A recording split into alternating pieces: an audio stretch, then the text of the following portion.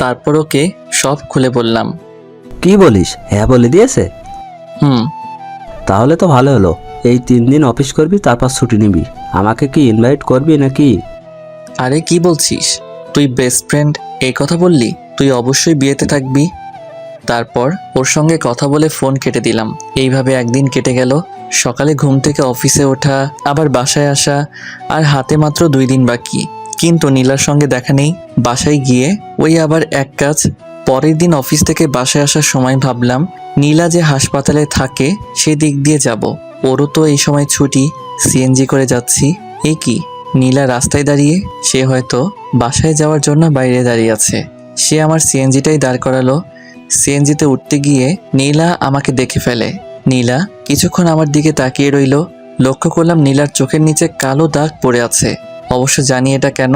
সে সিএনজিতে উঠতে দ্বিমত করলে বসতে পারেন, আমি কোনো কথা বলবো না। তারপর নীলা সিএনজিতে আমার পাশের সিটে উঠে বসলো। সিএনজিতে শুধু আমরা 2 জন। কিছু দূর যাওয়ার পর আমি কথা না বলে থাকতে পারলাম না। তুমি তো অনেক শুকিয়ে গেছো দেখছি। নীলা অন্যদিকে তাকিয়ে, কোনো সাড়া নেই। কি হলো, কথা বলছো না কেন? এখনো কি আমার উপরে অভিমান করে থাকবা?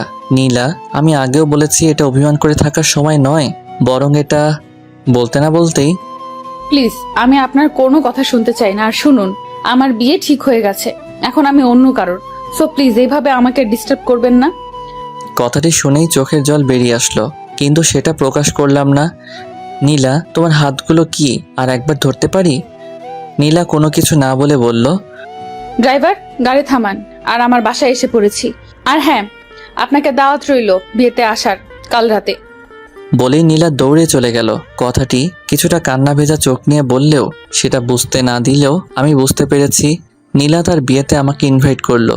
সে তো আর জানে না বিয়ের বর আমি নিজে। তারপর আমি বাসায় চলে আসি, এসে খেয়ে ঘুমিয়ে যাই। সকাল হতেই আম্মু বলল, কিরে আবির, আর কত ঘুমাবি? ওঠ, আজকে বাদে তোর আগামীকাল বিয়ে। মা আরও একটু ঘুমাতে দাও। ওঠ বলছি। আর শোন, আমরা বিয়ের আয়োজন শুরু করে দিয়েছি। আজকে তোর খালা আর তার মেয়ে আসবে। তারা এসে রাতেই আমরা মেয়ে আনতে যাব। মা, এটা আমার বিয়ে, তোমার একমাত্র ছেলের বিয়ে, আর তুমি কি না কোনো অনুষ্ঠান করবে না? করবো তো, আত্মীয় স্বজনরা আসছে বলে। আর তোর হবু শাশুড়ি আম্মু ফোন করেছিল সকালে, বলল বিয়েতে অনুষ্ঠান হবে এবং তাদের বাসায় অনেক মেহমান। তুই আজকে ছুটি নিয়ে নে। বলেই আম্মু চলে গেল। আমি অফিসে ফোন করে বিয়ের জন্য ছুটি নিলাম। তার সঙ্গে নয়নেরও ছুটির কথা জানিয়ে দিলাম। আমি ফ্রেশ হয়ে খাবার খেতে গেলাম। ততক্ষণে বাসায় দূরের মেহমান চলে এসেছে।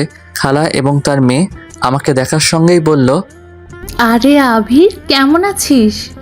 আরে নদী, কখন আসলি? এই তো, এই মাত্র আসলাম। আসসালামু আলাইকুম খালা, কেমন আছেন? আলহামদুলিল্লাহ ভালো বাবা, তুমি কেমন আছো? আলহামদুলিল্লাহ ভালো। আম্মু খালা আসছে। তারপর তাদেরকে রুমে নিয়ে গেলাম। কিছুক্ষণ পর নয়নও চলে আসলো। এভাবে গল্প করতে বিয়ের সময় চলে আসলো। অপরদিকে নীলা বউ সেজে বসে আছে। তাদের বাসায় সহ মেহমান ভর্তি লোকজন। আচ্ছা মা, হবু জামাই আসলে তার সঙ্গে কি কথা বলবি না? না মা, আমার বিশ্বাস তুমি আমার জন্য ভালো ছেলে দেখেছো। কিন্তু মা, তুই একবার কথা বলিস। মা, বিয়ে আজকে, কথা বলে কি হবে? তারপর নীলার আম্মু নীলাকে জড়িয়ে ধরে কেঁদে দিল, সাথে নীলাও কেঁদে দিল। মা, আমি যার সঙ্গে তোর বিয়ে দিচ্ছি সে অনেক ভালো একটা ছেলে। তুই বিশ্বাস রাখ, ও তোকে খুব খুশিতে রাখবে। আর তুই আমাকে কথা দে, তুই ছেলেকে দেখার পর কখনো পালিয়ে আসবি না। এ তুমি কেমন কথা বলছো মা? না, তুই আমাকে কথা দে। কথা দিলাম। তারপর আবার জড়িয়ে কান্না শুরু করে নীলা। কিছুক্ষণ পর নীলা বাইরে এসে কাউকে খুঁজে কিন্তু পায় না। এ কি, তাহলে আবির আমার বিয়েতে আসেনি? এসব হতে বিয়ের সময় ঘনিয়ে আসলো। আমরা গাড়ি নিয়ে রওনা হলাম। হবু শ্বশুরের বাসায় পৌঁছে তাদের বাসায়ও দেখছি অনেক মেহমান। কিছুক্ষণ পর নীলাকে বউ সেজে নিয়ে আসা হলো। দেখতে অসাধারণ লাগছে। লাল শাড়িতে কি অপরূপ দেখাচ্ছিল তাকে। নীলাকে আমার কাছেই বসানো হলো।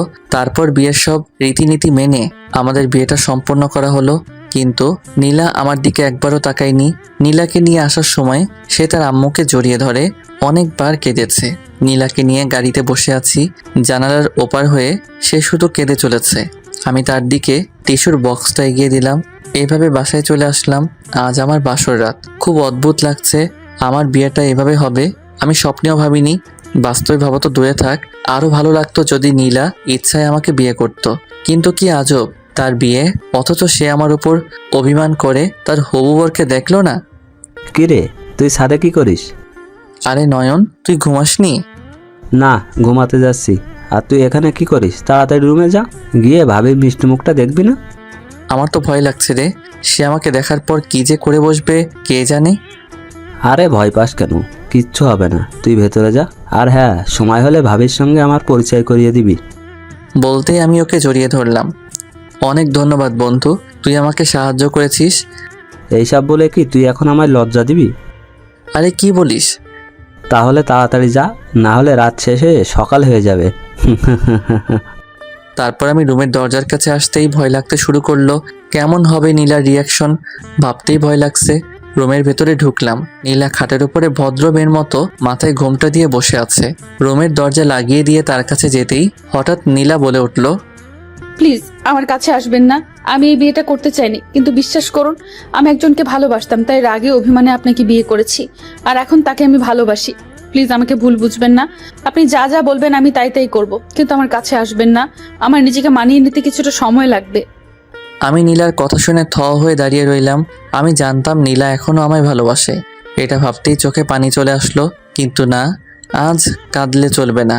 কিন্তু সে এটা কি বলল? সে এখনো আমাকে ভালোবাসে, আবার এই সংসার করার জন্য সে কিছুটা সময় চাচ্ছে নিজেকে বদলে নেবার। নীলা আমার উপর এতটা অভিমান করে আছে যে বাধ্য হয়ে অন্যের সঙ্গে সংসার করতেও রাজি। আমার কোনো উত্তর না পেয়ে, আপনি কোনো কথা বলছেন না কেন? এরপর কি হয়েছে জানতে চাইলে সাবস্ক্রাইব করে পাশে রাখা বেল আইকনটি বাজিয়ে রাখুন পরবর্তী পার্ট মিস না করতে চাইলে। ধন্যবাদ সবাইকে আমাদের পাশে থাকার জন্য।